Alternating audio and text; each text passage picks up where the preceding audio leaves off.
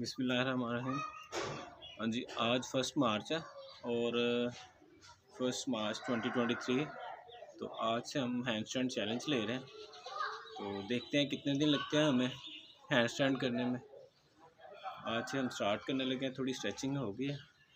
अब हम जो है वो हैंडस्टैंड करने की ट्राई करेंगे।